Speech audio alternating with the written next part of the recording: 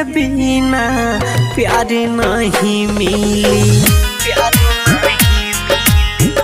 पैसा के बिना प्यार नहीं मिली, पैसा के बिना प्यार नहीं मिली, पैसा के बिना प्यार नहीं मिली। जाए के परी कमाए ला दिली, जाए के परी कमाए ला दिली, पैसा के बिना प्यार नहीं मिली।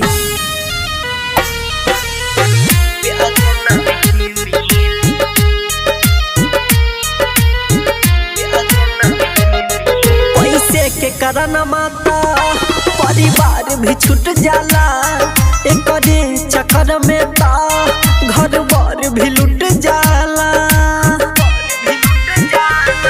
पैसे के कारण माता परिवार भी छूट जाला, एकरे चक्कर में ता घर बार भी लुट जाला। पैसे के चक्कर में ता घर बार भी लुट जाला।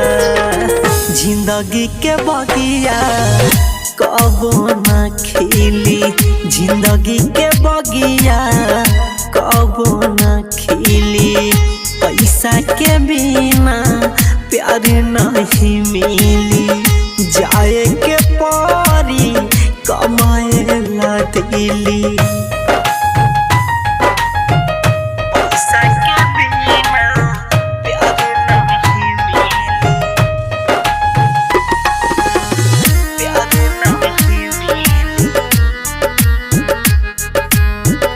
पैसा के बिना प्यार नहीं मिली। वादा कसम अब तो पल में टूट जाला हो, यार से करके यारी यारो रूठ जाला हो। वादा कसम अब तो पल में टूट जाला हो, यार से करके यारी यारो रूठ जाला हो, यार से करके यारी यारो रूठ जाला हो। राइटर राजेश कैसे प्यारे बिना जीली, निरमल बिना कैसे प्यारे बिना जीली, पैसा के बिना प्यार नहीं मिली। जाए के परी कमाए ला दिली।